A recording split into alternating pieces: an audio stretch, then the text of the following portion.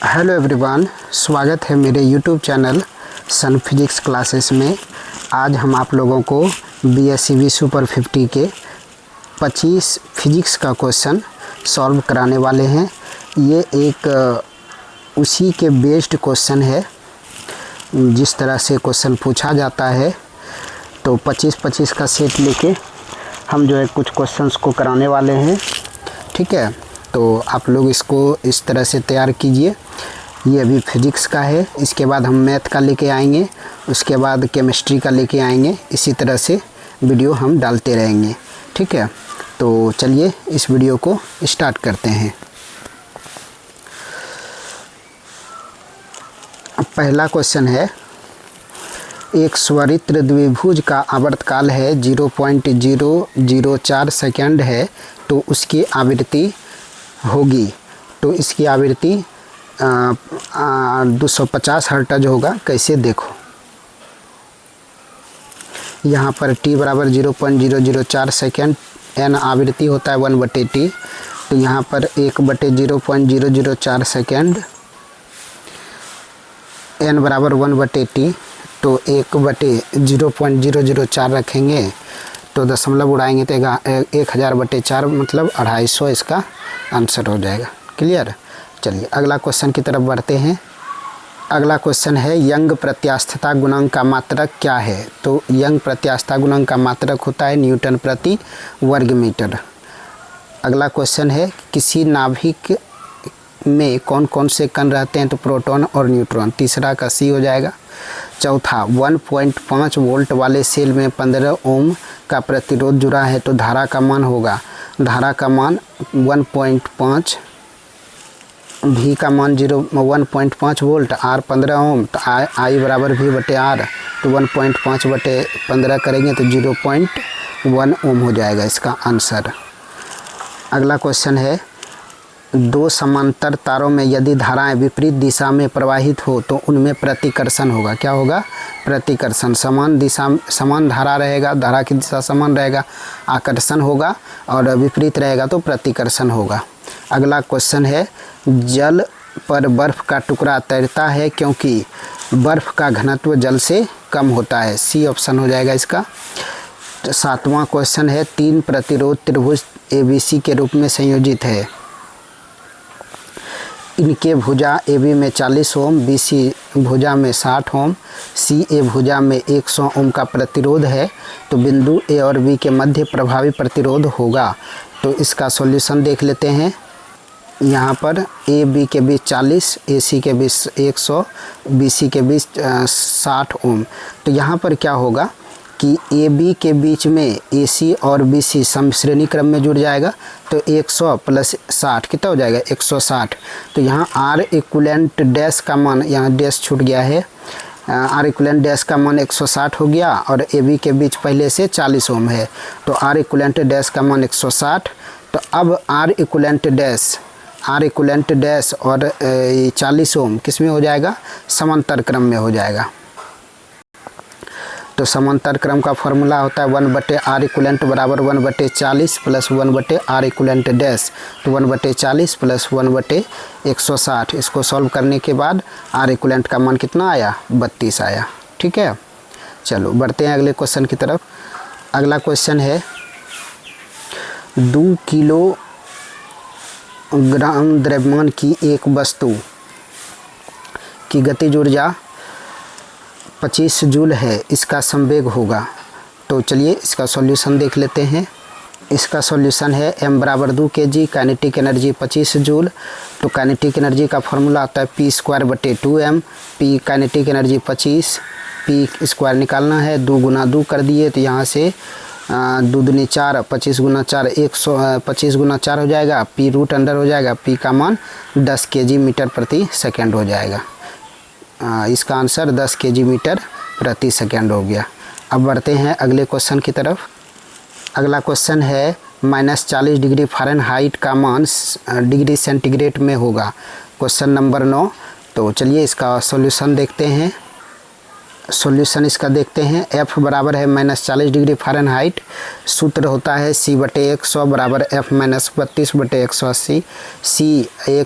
C का मान निकालना है, F का मान -40 है। इसको तो यहाँ से C बराबर, इसको जब सॉल्व किए 180 में 9 से 20 से 9 में कटा, 100 में 5 से कटा, यहाँ -72 हो जाएगा, 9 से कट जाएगा -8 और ये 5 इधर से गुना हो जाएगा तो -8 पंचे 40, तो -40 डिग्री सेंटीग्रेड इसका आंसर होगा। तो चलिए अब बढ़ते हैं अगले क्वेश्चन की तरफ। इसका आंसर 9 का C हो जाएगा -40 डिग्री सेंटीग्रेड। अब क्वेश्चन नंबर 10, यदि दो आवेशों के बीच की दूरी आधी कर दी जाए तो उनके बीच लगने वाला बल हो जाएगा। चलो इसका सॉल्यूशन देख लेते हैं। इसका सॉल्यूशन F बराबर होता है KQ1Q2/R²। यदि R' बोल रहा है कि R/2 हो जाए तो यहाँ पर F' बराबर KQ1Q2/R' की जगह पर R/2 का होल स्क्वायर, तो यहाँ F' बराबर हो जाएगा 2 दूनी 4 स्क्वायर, 4 पर चला जाएगा, KQ1Q2/R²। तो F' बराबर 4 गुना F हो जाएगा 4F हो जाएगा। क्लियर। चलो अब बढ़ते हैं, 4 गुना इसका आंसर हो जाएगा। 10 का आंसर 4 गुना हो जाएगा, डी ऑप्शन। अब बढ़ते हैं 11वां क्वेश्चन की तरफ। दिए गए काल वेग ग्राफ, मतलब वेग समय ग्राफ दिया है, 10 सेकंड में तय की गई दूरी। अगर काल वेग समय ग्राफ का परिमाण, वेग का परिमाण समय ग्राफ दिया हुआ रहेगा तो 10 सेकंड में दूरी जो है इसका क्षेत्रफल हो जाएगा। तो आधार इसका हो जाएगा 10 और ऊंचाई भी 10, तो हाफ गुना, इसका सॉल्यूशन देखते हैं। सॉल्यूशन दूरी बराबर क्षेत्रफल, तो हाफ गुना आधार गुना ऊंचाई, तो 10 गुना 10, तो 2 से कट जाएगा, 50 मीटर इसका आंसर हो गया।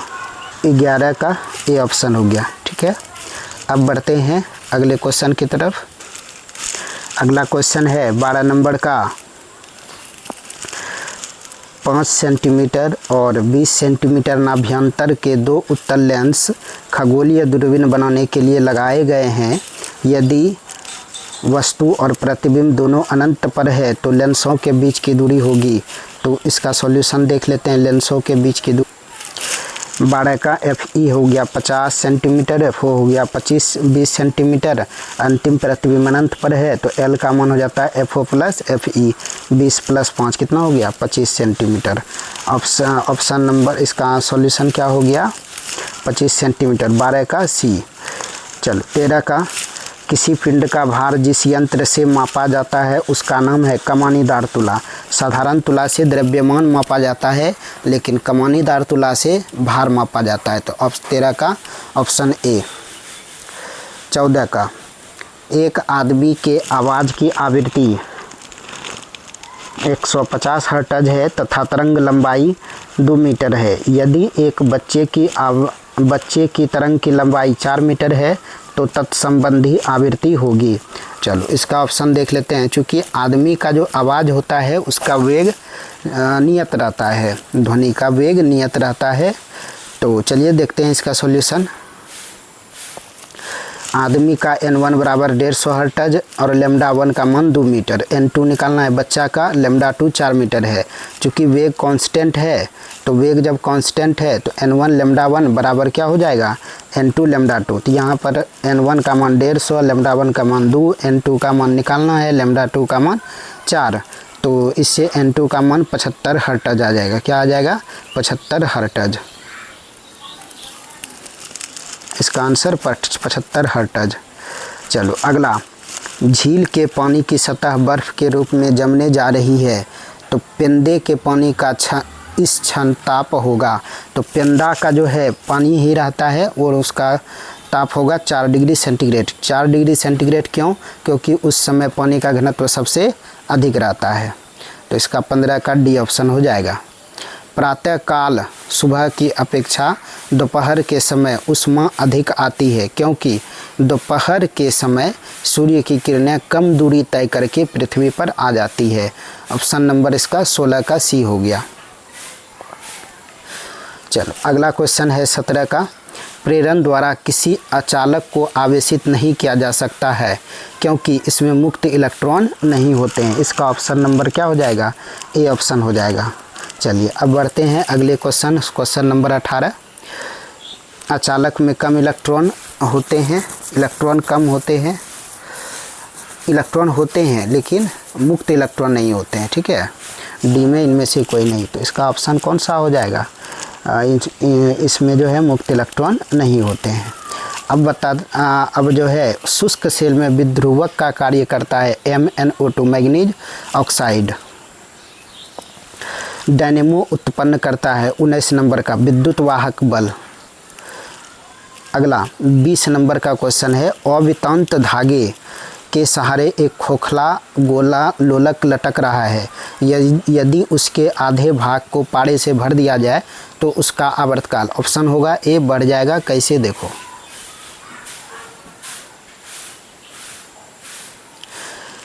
यहाँ पर बी का ऑप्शन 20 का टी बराबर होता है 2 पाई रूट अंडर एल बटा जी। जब खाली रहता है सेंटर ऑफ मास केंद्र पर रहता है, जब पारा भर दिया जाता है आधा तो सेंटर ऑफ मास नीचे खिसक जाता है। तो सेंटर ऑफ मास नीचे खिसकेगा तो इसका लंबाई बढ़ जाएगा, लंबाई बढ़ेगा तो आवर्तकाल बढ़ जाएगा। तो इसका आंसर हो जाएगा आवर्तकाल बढ़ जाता है। चलो अगला क्वेश्चन, नाभिकीय अभिक्रियाओं में क्या संरक्षित रहता है? तो केवल कुल आवेश। 21 का ए ऑप्शन। 22 नंबर का क्वेश्चन है, 2 मीटर लंबी छड़ AB सिरे ए से 120 सेंटीमीटर दूरी पर चाकू की धार पर संतुलित होता है। उसी सिरे ए पर 100 ग्राम का भार रखने पर छड़ अपने केंद्र पर संतुलन में आ जाती है, तो छड़ का भार है। तो चलिए इसका सॉल्यूशन देखते हैं। यहाँ पर 22 नंबर, पहले जो है इसका मान लेते हैं कि ए साइड में जो है ए साइड का द्रव्यमान M1 है और बी साइड का द्रव्यमान M2 है, और ये जो है चाकू की धार पे संतुलित है 120 सेंटीमीटर, तो इधर कितना बचेगा 80 सेंटीमीटर। तो बलाघूर्ण के कॉन्सेप्ट से क्या हो जाएगा, M1 गुना 120, M1 गुना 120 बराबर M2 गुना 80। बलाघूर्ण बराबर होगा तभी तो वो बैलेंस करके रखेगा, तो कुल बलाघूर्ण 0 होगा। तो यहाँ से 80 40 से कटाएंगे 2, तो 2M2 इधर 3M1 हो जाएगा। तो 3M1 बराबर 2M2 हो गया। अब जो है इसका आगे देखते हैं। अब जो है M1 के तरफ 100 ग्राम रख दिया गया, तो इसका जो है ये संतुलन जो है वो उसके केंद्र पर आ जाता है, मतलब 100 सेंटीमीटर इधर 100 सेंटीमीटर इधर। तो फिर लगाएंगे वही बलाघूर्ण का फॉर्मूला, तो M1 प्लस 100 गुना 100 लंबवत दूरी, इधर M2 गुना 100 100 कैंसिल हो गया, तो M1 प्लस 100 बराबर M2 हो गया। तो 100 बराबर M2 माइनस M1 हो गया, तो M2 माइनस M1 100 हो गया। M2 का मान 3M1 बटे 2 माइनस M1 बराबर 100। तो M1 का मान M1 बटे 2 का मान 100, तो M1 का मान 200 और M2 का मान 300 ग्राम। तो चूँकि छड़ का लंबाई पूरा भार पूछ रहा है, तो कुल भार कितना हो जाएगा M1 प्लस M2 मतलब 500 ग्राम इसका भार हो जाएगा। ठीक है, चलो अब बढ़ते हैं अगले क्वेश्चन की तरफ। अगला क्वेश्चन देख लेते हैं इसका।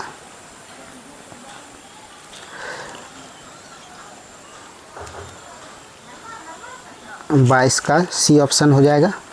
23 का, जब एक पत्थर के टुकड़े को ऊपर की ओर फेंका जाता है तब वह 19.6 मीटर की ऊंचाई तक जाता है, उसका प्रारंभिक वेग होगा। तो इसका सॉल्यूशन देख लेते हैं 23 का।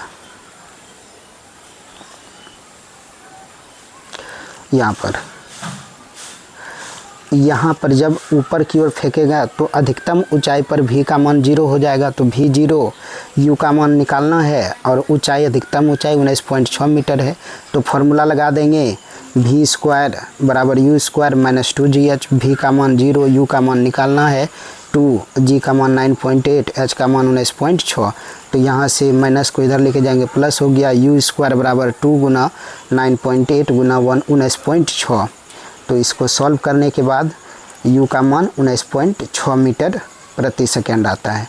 तो इसका आंसर क्या हो जाएगा इसका आंसर हो जाएगा 19.6 मीटर प्रति सेकेंड। चलिए अब बढ़ते हैं अगले क्वेश्चन की तरफ।